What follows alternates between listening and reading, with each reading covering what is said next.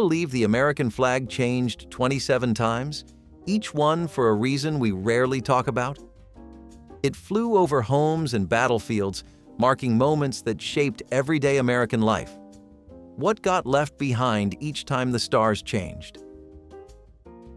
The flag with 13 stars was not about design, it was about survival. In 1777, the country was still bleeding from revolution, and every piece of symbolism had to mean something. 13 stars in a circle, 13 stripes. That was it. Each one stood for a fragile fighting colony trying to stitch itself into a republic. But nobody back then was thinking of branding. There were no guidelines for the arrangement. The colors varied, and you would be lucky if two flags even looked the same. Still, it flew high, over Independence Hall, over ragtag camps, over a new idea of freedom. This was not a decorative flag. It was a warning, a promise, a defiant burst of identity in a world that barely knew America existed. People saluted it without really knowing where it was going, just that it had to mean something better than before. Some say Betsy Ross made the first one. Some say she didn't. Francis Hopkinson probably did. But the truth is, the flag was bigger than a single person. It was the spirit of 1777, sown in haste, raised in hope. And every time it waved, it said, "We are still here, still fighting, still a country in the making." By 1795, the flag had 15 stars and 15 stripes. That second part? That was a mistake. Two new states joined, Vermont and Kentucky. And people thought, why not add a stripe for every new one? It made sense at the time, but already the flag was getting crowded, visually cluttered. What was once elegant now felt like a patchwork quilt. Still, this version flew through important years. George Washington saw it. So did Thomas Jefferson. It was the flag over Fort McHenry, the one Francis Scott Key wrote about in The Star-Spangled Banner. This flag bore witness to the War of 1812, when America had to prove it was not just a name on a map, but something worth defending. 15 stars, 15 stripes, a country trying to grow while still figuring out how. It did not last forever. After a while, Congress realized if they kept adding stripes, the whole design would fall apart. So later, they went back to 13, one for each of the originals. But the stars, they could grow. That was the compromise.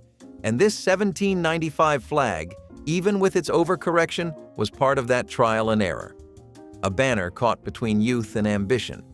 It did its job, even if it looked a little busy doing it. When 1818 rolled around, the flag got serious. 20 stars, 13 stripes. Finally, a formula that made sense.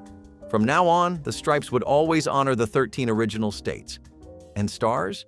You could keep adding those. Congress even passed a law. New stars would be added every 4th of July after a new state joined. It was smart, orderly, and symbolic. 5 new states, Tennessee, Ohio, Louisiana, Indiana, and Mississippi, each got a place in the blue. This flag marked a shift. No longer just a symbol of war-born identity, it became a visual logbook. The stars said, "Here we are, and we are growing." No need to redesign everything each time. Just one more star. It was modular patriotism. And the flag carried this new version through peacetime. James Monroe was president. The country was expanding westward.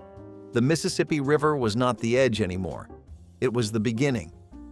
This flag flew over new towns, steamships, and territories. And while it may not have gone into battle, it still meant movement, change, progress. The 20-star flag was like a blueprint, showing how a republic could grow without losing its roots. One constellation, still unfinished. One fabric, stretching in every direction. Just 1 year later, in 1819, another star was added. Illinois had joined the Union. The flag now had 21 stars, but still 13 stripes. This version did not stick around long, but it mattered, because it proved the new flag system was working, quietly, efficiently, and without chaos. The star went in. The flag went up. The country moved forward. It sounds simple now, but that kind of stability was rare. Remember, this was still early America. Presidents were still debating what their jobs actually were. The frontier was raw, and every new state meant questions. Who gets power? Who gets land? But the flag? It just adapted. No drama, no speeches. Just another point of light stitched into the blue. This 21-star flag flew during Monroe's presidency, too. It never saw war, but it stood watch over something just as important: calm. Sometimes the biggest accomplishment is that nothing fell apart. So while this version only lasted a year, it stood for something enduring, a system that worked, a country learning how to grow with grace, a flag that changed without breaking. In 1820, Alabama and Maine joined. The flag changed again, 23 stars now, still 13 stripes, still that steady pulse of statehood stitched into fabric. And by now, Americans were starting to get used to this rhythm. Another star? Sure, add it in, raise the flag, keep going. But do not mistake routine for insignificance. This flag flew at a time when the nation was still testing the idea of united. The South was building an economy around slavery. The North was growing factories. Maine came from Massachusetts, a sign that states could split, not just merge. There was friction beneath the calm. But above it all, the 23-star flag kept waving. Presidents came and went. Monroe, again. The roads were long, the communications slow, but the stars kept growing. There was no national anthem yet, no flag code, no pledge of allegiance. But there was the flag, hanging from porches, flying over forts, marking the country's shape, one quiet update at a time. By 1822, Missouri had joined, bringing the star count to 24. America was still in its adolescence, and this flag saw the country explore what that meant. Missouri was the first real spark in a national argument about slavery: North versus South, free versus slave. The Missouri Compromise tried to keep the peace, but the flag? It kept growing anyway. This version flew over peacetime presidencies, Monroe again, then John Quincy Adams and Andrew Jackson. And while it never entered battle, it bore witness to something just as tense: identity. Who got to be American? What did that mean? This flag fluttered over new towns carved into forests and old cities rebuilding with brick. It marked riverboats and courtrooms, farms and factories. It was the backdrop to arguments and elections, hopes and heartbreaks. The 24-star flag was not flashy, but it was faithful. A quiet witness to change, standing still while the country twisted and turned beneath it. In 1836, Arkansas joined the Union, and the flag changed again, 25 stars. This version did not make headlines. It did not lead armies, but it mattered to the people who saw it every day. The country was getting larger, not just in geography, but in daily life.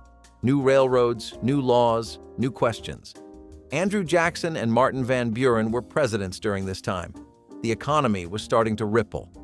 And even though the flag did not have a song or a ceremony, it still said something real, that the United States was no longer just an idea. It was a place, with rules and roads, a place where people lived, argued, prayed, and raised children. The flag stood outside schools and churches, it flew on ships and wagons, and even though most people could not name all 25 states, they knew what the flag stood for: the dream, the promise, the unity that always felt one step ahead of the reality. Then came 1837. Michigan became the next state, and the flag rose to 26 stars. A small change on cloth, a big shift in story. The Great Lakes were now officially part of the national picture.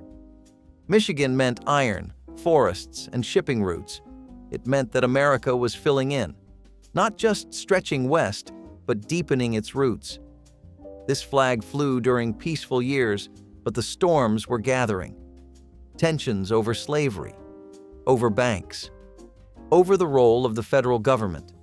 But if you just looked up, the flag still waved with quiet dignity. Van Buren took over the presidency. Economic troubles were starting to brew. But on paper, the stars still multiplied, each one stitched with hope, a belief that expansion meant progress, that more stars meant more opportunity. People were building homes with their own hands, chopping wood, trading goods, and over them, the 26-star flag marked a simple truth. America was still growing, still unsure, but still trying. Florida joined in 1845, bringing the count to 27 stars. And now the flag was starting to feel weighty. Each star no longer just meant more land, it meant more complexity. Florida came in as a slave state, and that mattered. It shifted the political balance. The arguments in Congress grew louder. But the flag? It kept adding stars, kept flying in silence. James K. Polk was president, and manifest destiny was the phrase of the day. People were pushing west, fighting for space, fighting over people. And the flag flew above it all, the same in every state, free or enslaved. The same fabric, but not the same freedom. That contradiction haunted this version. It flew over a country that was proud, growing, and uneasy. And maybe that is what makes this flag version so important. It shows us the tension between what the flag said and what the country lived. A star for Florida, yes. But what did that star cost? The flag changed again in 1846. Texas joined the Union and the star count rose to 28. But Texas was not just any state. It had been a republic. It came in with baggage, land disputes, slavery laws, and a deep sense of independence. Still, the star went on the flag, seamlessly, because that is how the system worked. Add a state, add a star. But the implications were anything but seamless. Texas reignited debates about Mexico, borders, and war. James K. Polk was still president, and within months, America was at war with Mexico. Troops marched under this flag, cannons fired under it. It waved over the Rio Grande and beyond. The 28-star flag was no longer just a symbol of unity. It was a banner of ambition, expansion, conflict. It told the world, America is coming. And it told Americans, our future is west. This version did not just fly over buildings. It moved with soldiers, with settlers, with history unfolding. In 1847, Iowa became a state and the flag added its 29th star. That year, the country was already deep in war with Mexico. Soldiers carried this version into battle. It flew in deserts, over forts, and through smoke. The war was not just about territory, it was about ideology. What would new land mean? Freedom or slavery? The 29-star flag did not answer that question, but it hovered above it, silent. This was the Polk era. Bold, expansionist, determined to stretch coast to coast. The flag was not just patriotic, it was political. A star was not just a design update, it was a statement. Iowa brought farmland, rivers, and people who would shape the Midwest. And yet, for all the peaceful things Iowa represented, the flag of its birth was a war flag. It waved over tension, over ambition, over land that was fought for rather than welcomed in. That duality was baked into the fabric, growth and conflict stitched side by side. The 29-star flag did not last long, but it lived long enough to see what happened when unity depended on conquest. One more star, one more burden. The 30-star flag was born in 1848 thanks to Wisconsin. This version flew in peacetime, technically, but peace can be misleading. The Mexican-American War had just ended. The ink on the treaty was barely dry. The new territories were enormous: California, New Mexico, Utah. And people knew, deep down, those lands would not stay quiet for long. But for now, the flag added its 30th star and moved forward. This was still the era of Polk, but change was coming. Zachary Taylor and Millard Fillmore would soon take over, and this flag flew while the country held its breath. Wisconsin brought more industry, more settlers, more of that Midwestern work ethic.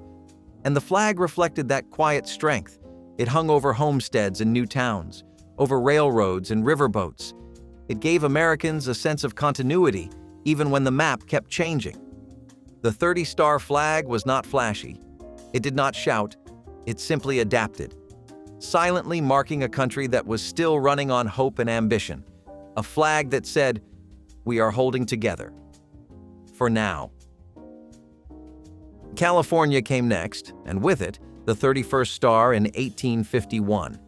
This was the Gold Rush flag, the one fluttering over mining camps, saloons, and steamships headed west. California was not just another state, it was a destination, a dream. People crossed deserts and mountains for a shot at something better, and when they got there, the flag was already waiting. The 31-star version did not promise gold, but it did promise something else: belonging. If you made it to California, you were still under the stars and stripes, still part of the Union. That meant something. Presidents like Fillmore, Pierce, and Buchanan watched the country stretch to the Pacific, and the flag, now heavy with meaning, had to stretch too. Over new languages, new economies, and new conflicts. California came in free, but the fight over slavery was just warming up. This version of the flag saw the calm before a national storm. It hung in courtrooms, classrooms, and camps, and everywhere it flew, it asked a quiet question: how long can we keep adding stars without breaking apart? In 1858, Minnesota joined the Union, bringing the star count to 32. It sounds simple: one state, one star. But the context was anything but calm. The nation was simmering. Congress was a powder keg.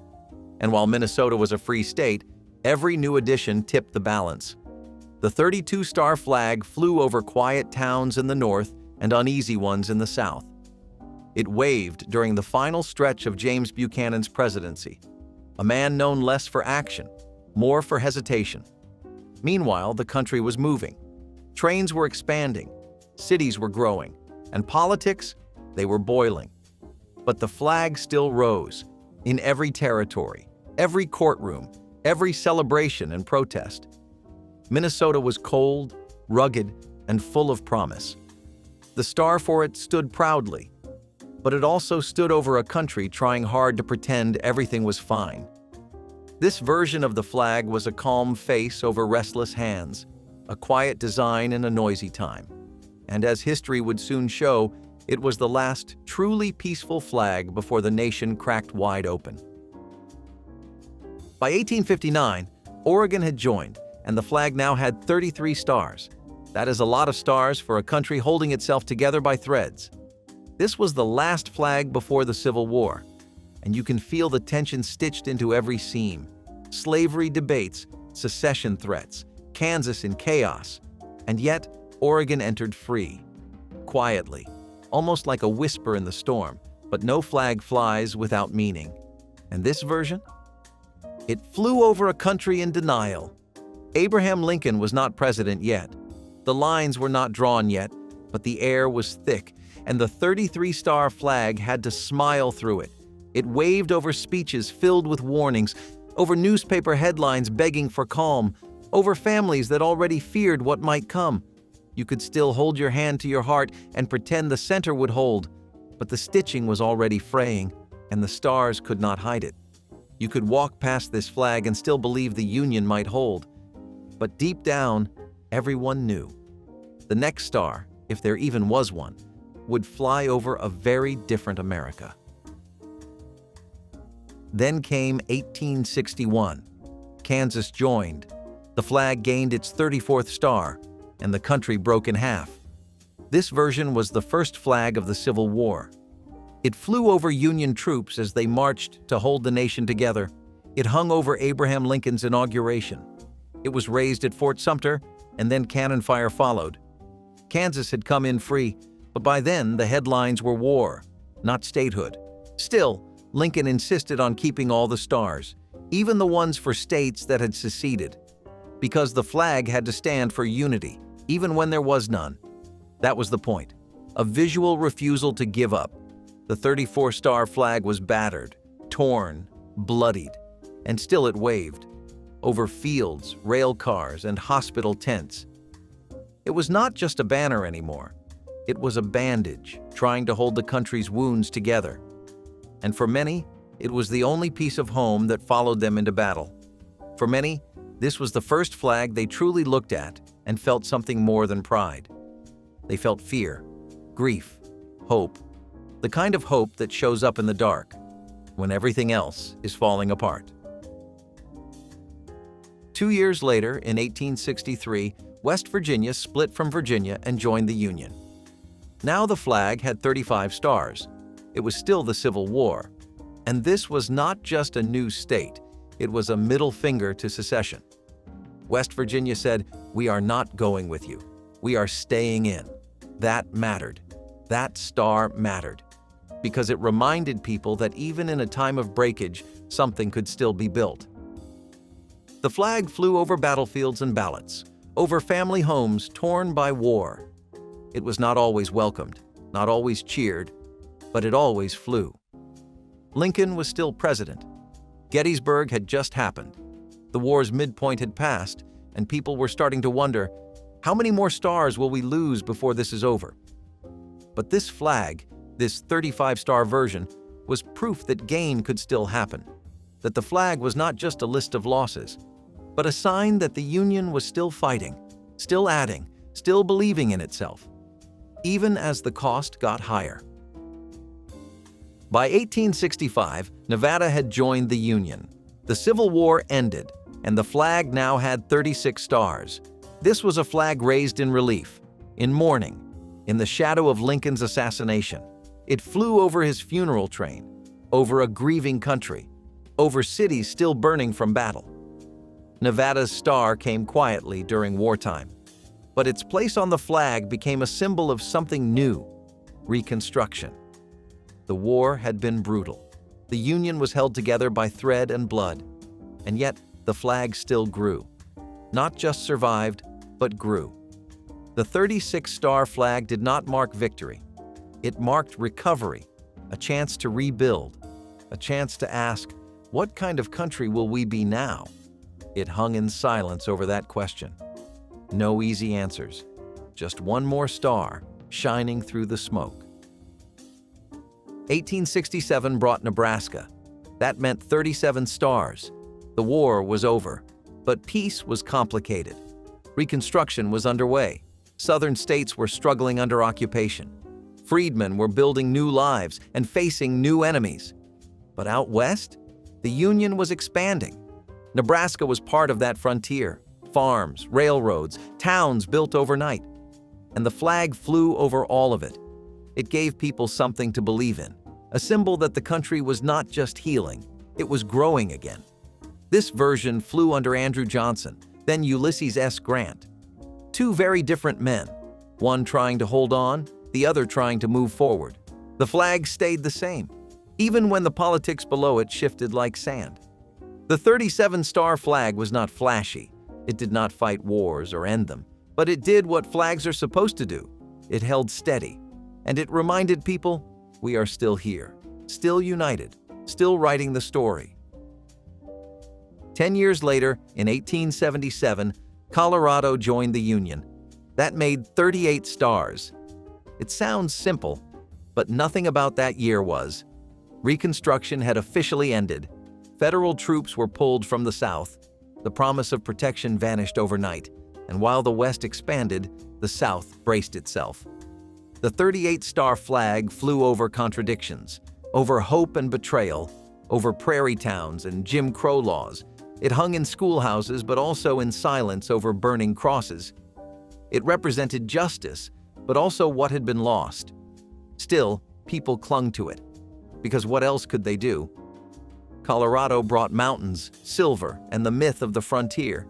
It brought a new kind of American dream, one built on mining towns and saloons, on railroads and wide skies, and the flag waved proudly above it all. But for many, the dream was uneven. Some climbed, others were crushed. The 38-star flag said, "We're whole again," but that wholeness came with shadows. The stars were bright, but not everyone felt their light. In 1890, 5 new stars hit the flag all at once. North Dakota, South Dakota, Montana, Washington, and Idaho. 5 states in, 5 symbols stitched straight into the blue. That brought the count to 43 stars. It was the biggest single leap in American flag history, and it reflected a moment when expansion was not just a policy, it was a fever. The West was no longer wild. It was being fenced, farmed, named, and settled. President Benjamin Harrison oversaw it all, but it was the flag that told the real story. Towns went up overnight. Railroads carved through land that once seemed endless. The flag flew over all of it. Over new state houses, over newspaper headlines, over families packing wagons and chasing promises. Each star added in 1890 told a different story. Homesteaders, miners, immigrants, indigenous resistance. The stars were the same in size, but not in meaning. And while Americans were told this was unity, many saw it as loss too. For every new state, something old was pushed aside. But the flag didn't slow down. It kept adding, kept waving. A banner of belief that said, "This land is now us, all of it." The 43-star flag was the beginning of America as we recognize it today, bigger, faster, and deeply complicated. 1 year later, in 1891, Wyoming joined the Union. The flag grew to 44 stars. Just like that, quietly, without fanfare. But make no mistake, this star mattered. Wyoming was not just another landlocked rectangle, it was the first state where women could vote. That right had existed there since its days as a territory, and when it joined the Union, that legacy came with it. This made Wyoming's star feel radical, even revolutionary. Not because the flag looked different, but because the idea it carried was. It flew above a state that dared to give women full citizenship before most of the nation even debated it. That made the 44-star flag a quiet turning point. Presidents came and went. Grover Cleveland held the office again. The country was moving on steam, rail, and electricity. But this little star brought something older into the mix: equality, or at least a glimpse of it. The 44-star flag flew over ranches, schoolhouses, and suffrage meetings. It looked like every flag before it, but something had shifted. A new kind of state had entered the Union, one that redefined what American progress could look like. And for that brief moment, the flag reflected not just who we were, but who we might become. In 1896, Utah became the 45th state, and another star joined the Union. For years, Utah's path to statehood had been a fight. Religion, politics, and power all tangled together. The Mormon Church had to renounce polygamy to gain admission, and when that happened, the gates opened. The flag added its 45th star, but behind it was a story of compromise, reform, and reinvention. Utah was not just admitted, it was negotiated. This version of the flag flew under President William McKinley during a time when the United States was shifting from a continental power to a global one. And not long after, the Spanish-American War broke out. The flag with 45 stars traveled far, to Cuba, to Puerto Rico, to the Philippines. It flew not just over states, but over colonies, territories, occupations. That changed the meaning of the flag itself. It was no longer only about union, it was about reach, about what America could become, not just inside its borders, but beyond them. Utah's star may have marked an ending to domestic disputes, but it came right before a foreign chapter began. This flag, for the first time, was not just about what had been added, but about where those stars might start shining next. In 1908, the flag got its 46th star, Oklahoma. It joined the Union after decades of tension, treaty violations, and transformation. Much of what became Oklahoma had once been designated as Indian Territory. But after land runs, forced relocations, and political pressure, it was absorbed. A new state, a new star. But this one came with ghosts. The 46-star flag flew during the presidencies of Theodore Roosevelt and William Howard Taft, years of innovation, trust-busting, and industrial explosion. Skyscrapers rose, immigrants poured in, the middle class emerged. But in Oklahoma, the frontier still breathed. The Dust Bowl had not hit yet, oil had just been struck, and the wounds of displacement still sat raw in the soil. This flag did not change in shape, but the nation beneath it did. It marked the end of the continental United States being settled. From sea to shining sea, all that land had now been carved into states. Oklahoma was the last piece of the lower 48, and that made the 46-star flag feel complete, even though many communities in Oklahoma knew the cost of that completion. It waved over progress, but also over silence, a proud star with a heavy story. The 48-star flag came in 1912, and it stayed for nearly 50 years. New Mexico and Arizona entered the Union, bringing with them cultures, languages, and landscapes older than the country itself. Together, they made the lower 48 complete. The flag had reached its full shape: 6 rows of stars, 13 stripes, and a presence in every American life.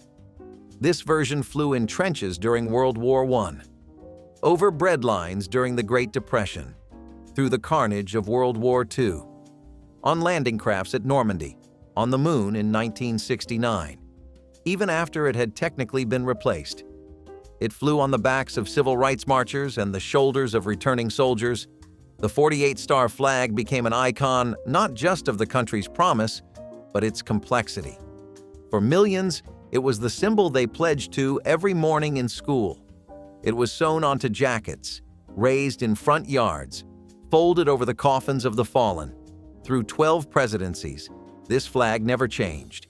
But the nation beneath it did, over and over again. From segregation to desegregation, from horse-drawn wagons to space travel, from isolation to superpower. The 48-star flag did not witness American history. It became it. In 1959, Alaska became the 49th state, and the flag changed for just 1 year. A single star added. One of the most dramatic landscapes on Earth now had a place on the flag. Alaska had been purchased from Russia in 1867, but many saw it as cold, far away, and irrelevant. That changed after World War II.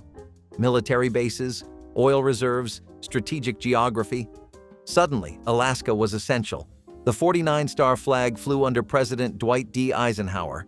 It was a brief but pivotal version. For the first time, the flag included land from the Arctic Circle. The American identity expanded, northward into snow and silence.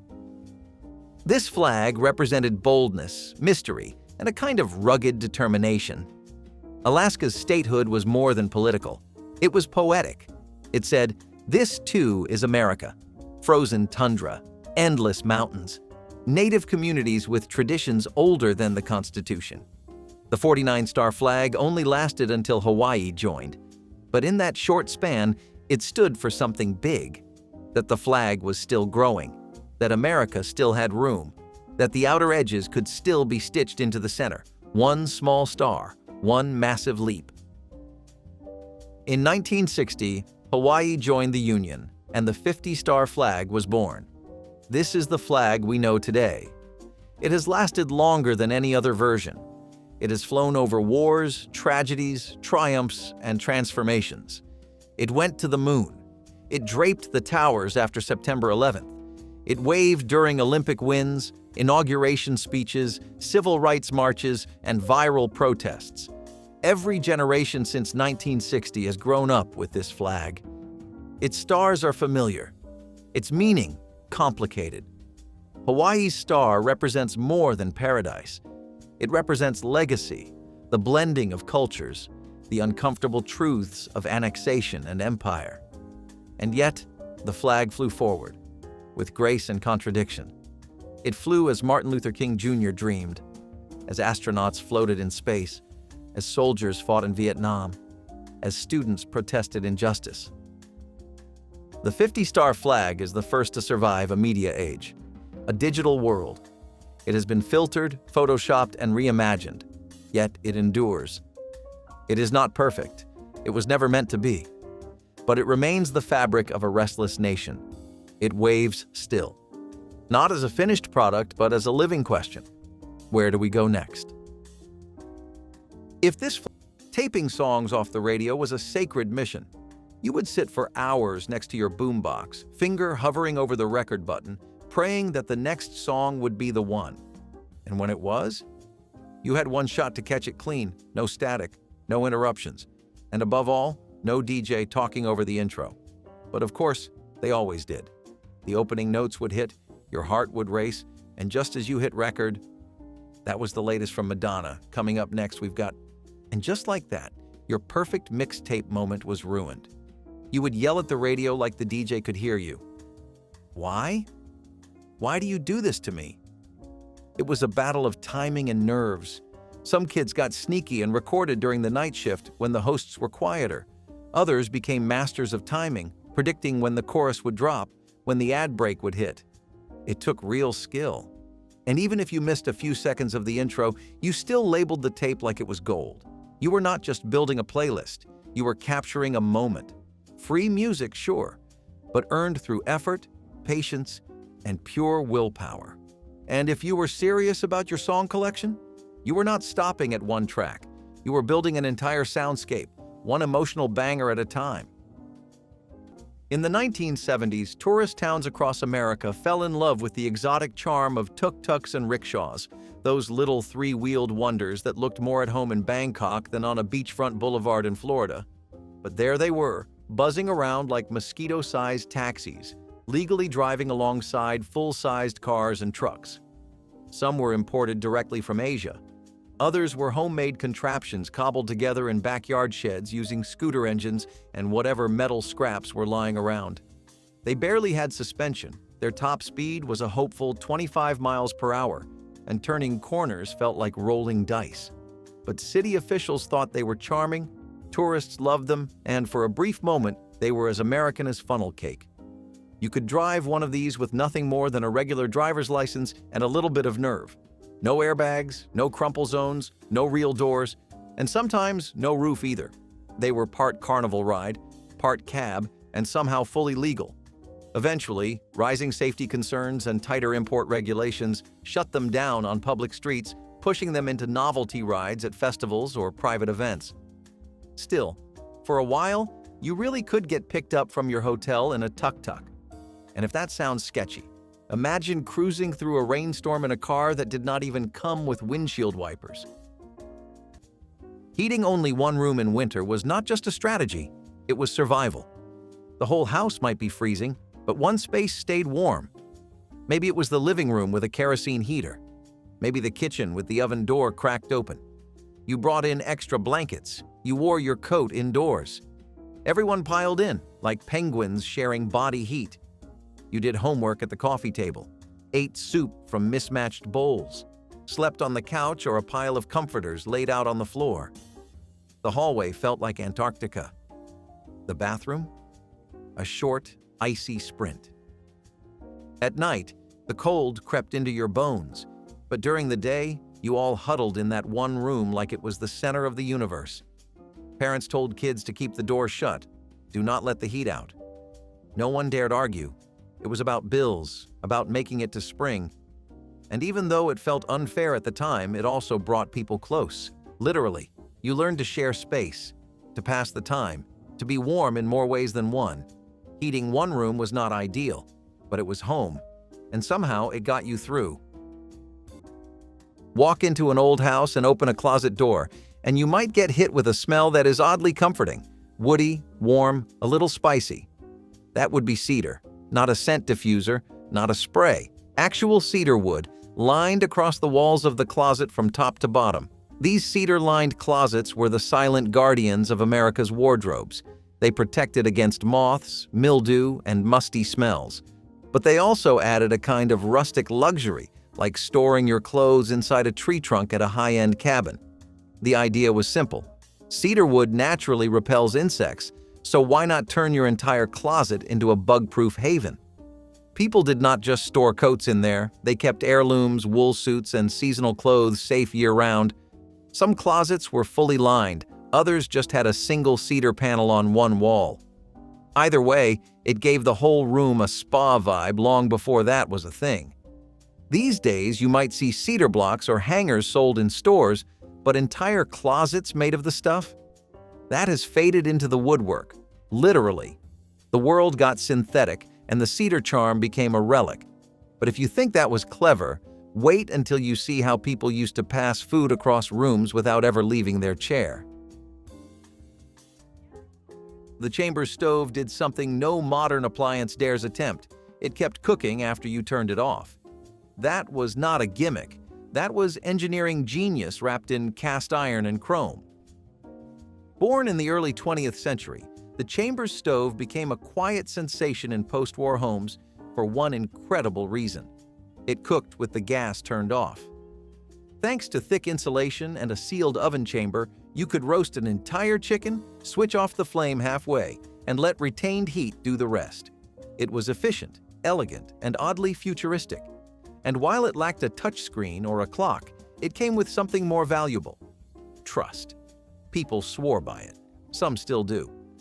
The stove's signature thermowell let you slow-cook soups and stews deep inside a lidded metal pit while you handled the rest of your day. The burners had griddles built right in, and the oven door sealed tighter than a vault. It made people feel clever, like they were cooking smarter, not harder. But in the rush for newer, faster, shinier appliances, the Chambers was quietly pushed aside. Too heavy, too bulky, too slow. Or so we thought. Why did we stop believing that doing more with less was the smartest design of all? Commercial jingles in the 1980s were not just background noise. They were the soundtrack of your childhood. Short, catchy, and borderline hypnotic. From "I do not want to grow up, I am a Toys R Us kid" to my buddy, wherever I go, he goes."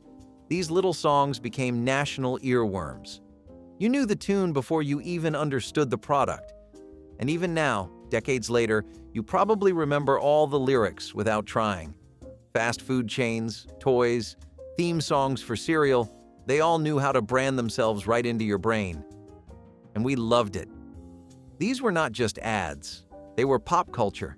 Kids would sing them on the playground like they were chart-topping hits. Some even had dance routines.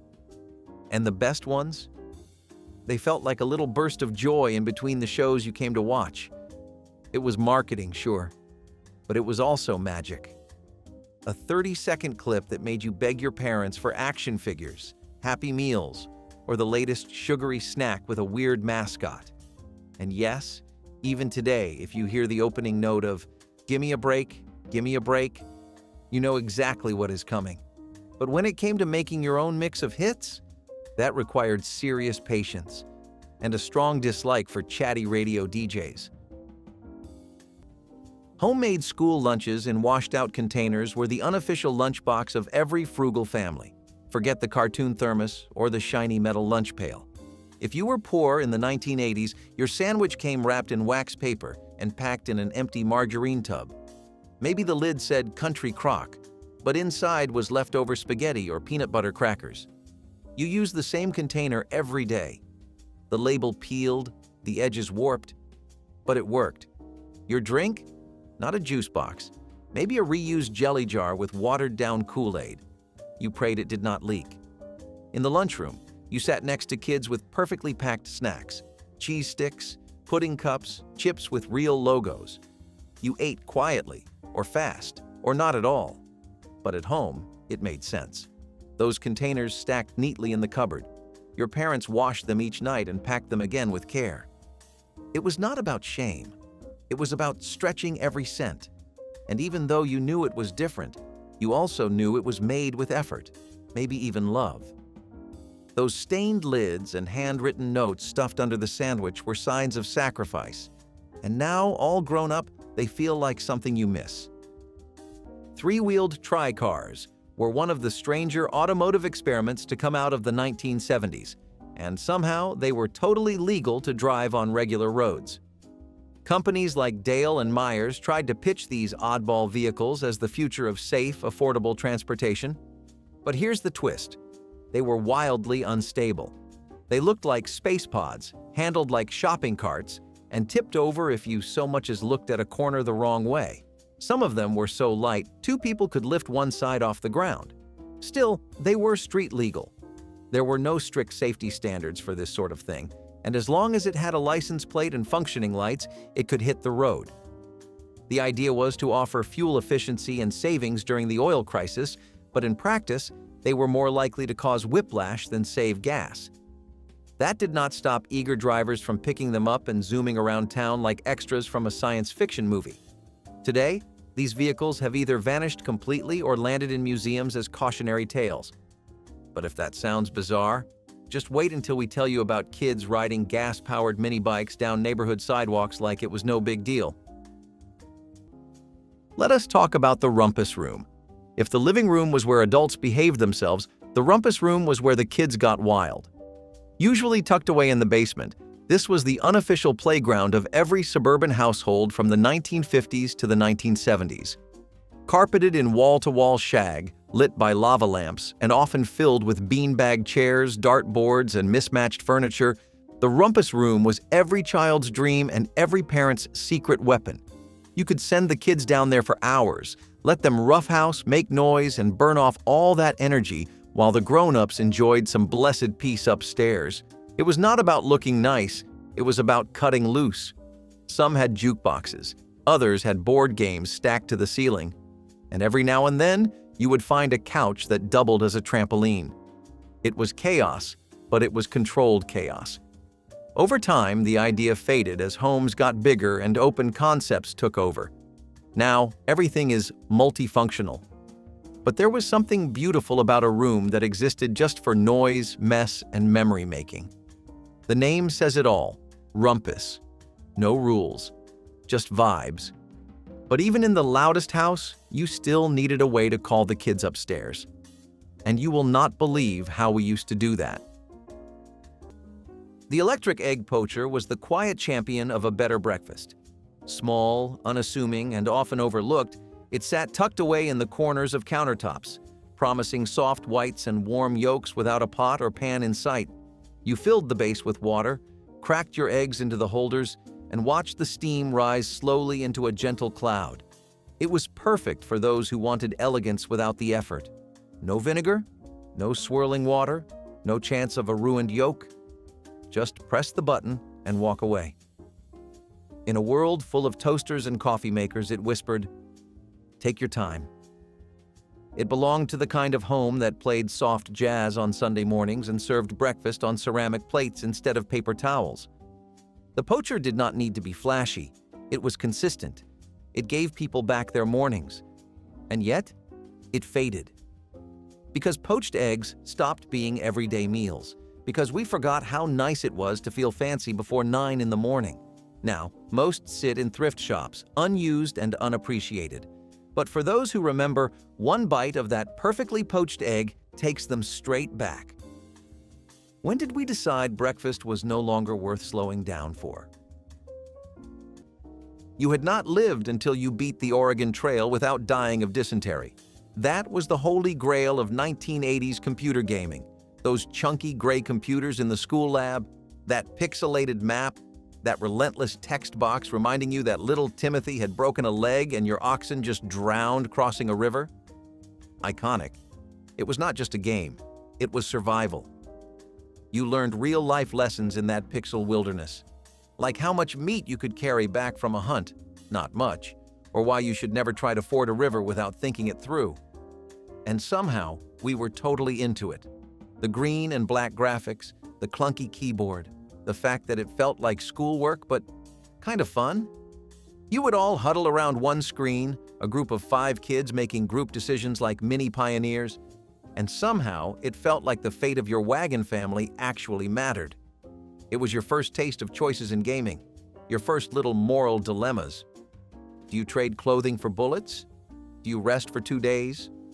Or do you push on and risk everyone freezing to death? Still, once the school bell rang, it was game over. And if you wanted to know what was playing in theaters that weekend, you did not Google it. You picked up the phone. Yes, you read that right. Riding lawnmowers were not just for cutting grass, they were for visiting neighbors, hitting the local store, and sometimes even school drop-offs. In smaller towns, you could hop on your mower and putter right into town, past houses, dogs, and the occasional confused police officer. Nobody batted an eye. It was slow, it was loud, and it was very much not road safe, but it was legal. You did not need registration or a license, and in some places, people just threw a flag on the back and called it good. The lawnmower became an unlikely local legend. You might pass 3 of them parked at the general store like horses at a saloon. People waved like it was completely normal because, well, it was.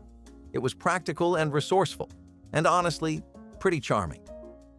Today, cities and counties have all kinds of rules about non-standard vehicles on public roads. Most riding mowers now are strictly yard-bound unless you want a ticket and a lecture. But in the 1970s, nobody had time for that. If it moved and did not catch fire, it was transportation. Speaking of creative transportation, the next thing might blow your mind, because you could legally build a car in your garage from scratch and still register it for the road.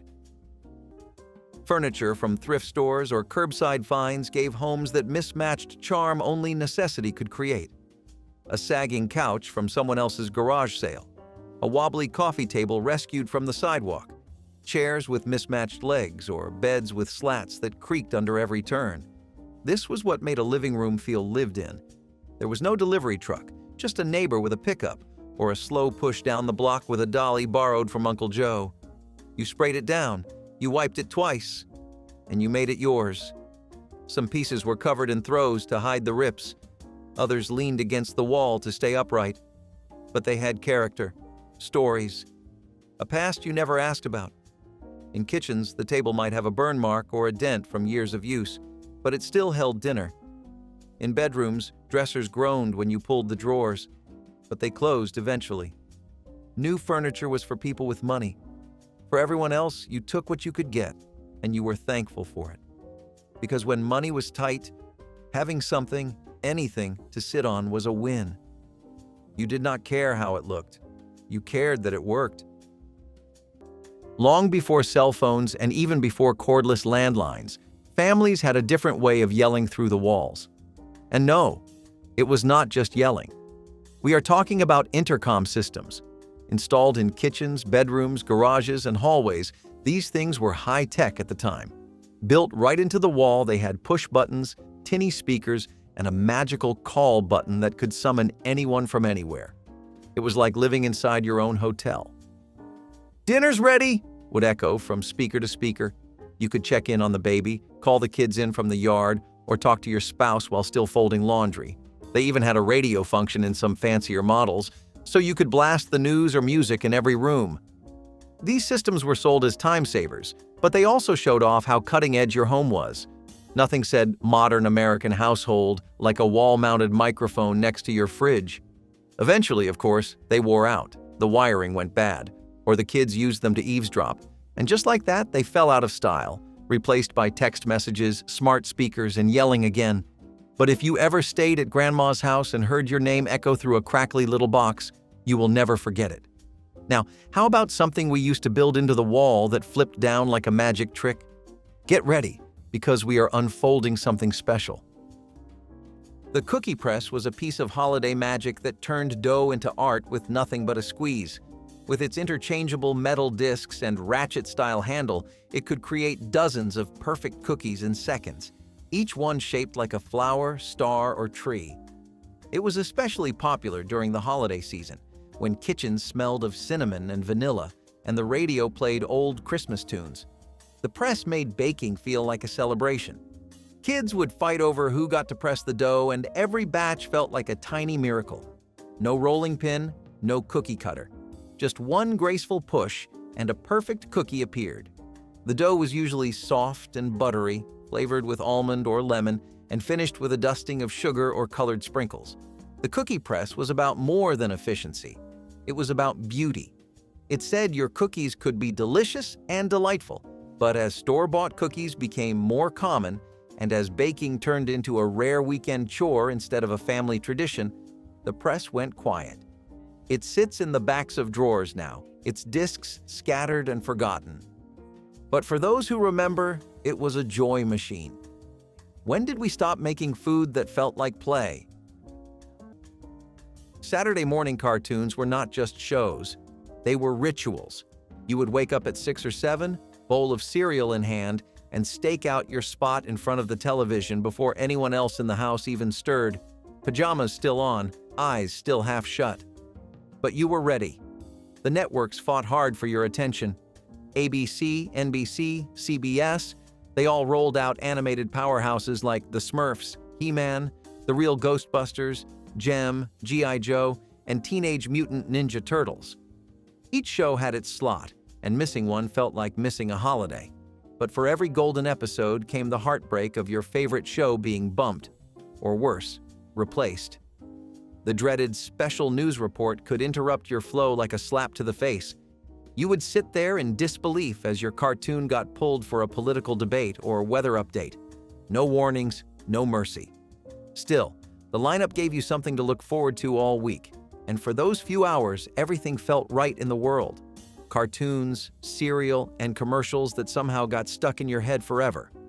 Because let's be honest, there are still jingles from that era that we can sing from memory, word for word. Hand-me-down clothing told a story stitched in faded colors and stretched-out sleeves. In homes where money was tight, new clothes were a luxury reserved for Christmas or growth spurts too dramatic to ignore. Everything else? Hand-me-downs. Jeans worn thin at the knees, shirts a size too big, coats that smelled like someone else's winter. You learned to cuff sleeves and roll pant legs. You got good at pretending it was your style all along. Sometimes it came from older siblings, sometimes from cousins or neighbors. There was no shame at home, it was just life. But at school, it was different. Kids noticed. They asked where you got it. Or worse, they recognized it from someone else's closet. You laughed it off, or changed the subject, or just said nothing at all. You knew every patch, every stain, every repair your mom made after dinner. These clothes had been through it, just like you. And maybe they were not fashionable, maybe they sagged or pinched or hung wrong, but they lasted. And for families with more love than money, hand-me-downs were not second best. They were just what came next. And they carried you through, one button at a time.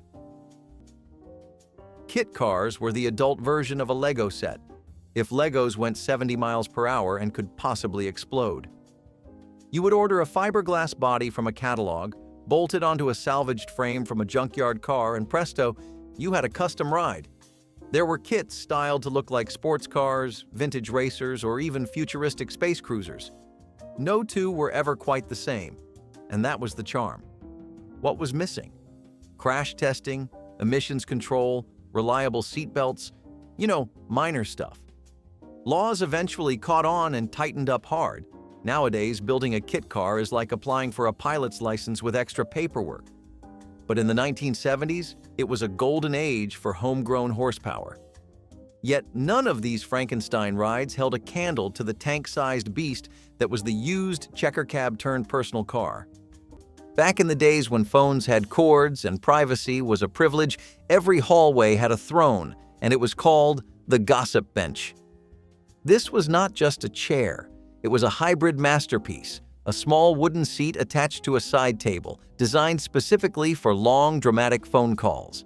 These benches were often placed right by the hallway phone nook, and if you were a teenager in the 1960s or 1970s, this was your favorite spot in the house. You would sit there for hours, twirling the phone cord, whispering about crushes, repeating, "No, you hang up," while your siblings paced in the background waiting for their turn. Some benches had a little drawer for pens and paper. Others had cushions and floral fabric, showing just how serious folks were about comfort during those marathon chats. It was furniture that served one purpose: conversation. But as phones got smaller, and then wireless, and then fit in your pocket, the gossip bench faded away. Today, they are vintage novelties. Back then, they were the nerve center of the household. And while you chatted away about school dances or new neighbors, something else might have been happening overhead. Quietly, from the ceiling, playing your favorite song. Imagine this. It is Sunday morning. You are eating breakfast, and faintly from above your head comes the sweet hum of big band music or the evening news. The bread box was once as essential to the kitchen as the sink or the stove. A humble wooden or metal container, usually perched at the back of the counter, it kept loaves fresh in the days before plastic bags and preservatives took over. Its job was simple: slow down staleness and keep out pests. But its presence meant more than that. It meant you baked or bought bread regularly, that someone in the house cared about toast, sandwiches, or buttered slices to go with stew. Opening the lid released the faintest scent of yeast and crust. For kids, it was the treasure chest of after-school snacks. For adults, it was a silent reminder that home meant warmth. The sound of the lid closing, soft, final, was part of the rhythm of daily life. Bread boxes came in colors to match tiled kitchens and Formica counters. They had floral decals, chrome handles, and rounded corners that looked almost cheerful. Over time, though, as preservatives lengthened shelf lives and bread became an afterthought, the box disappeared. Modern kitchens left no room for something so quaint. But in losing it, we lost a ritual. A quiet pause in the day. When did bread stop deserving a place of its own? Flag's journey meant something to you. Drop a comment with the version you grew up under. Tap like if you learned something new, and subscribe so we can keep unfolding the stories stitched into the stars.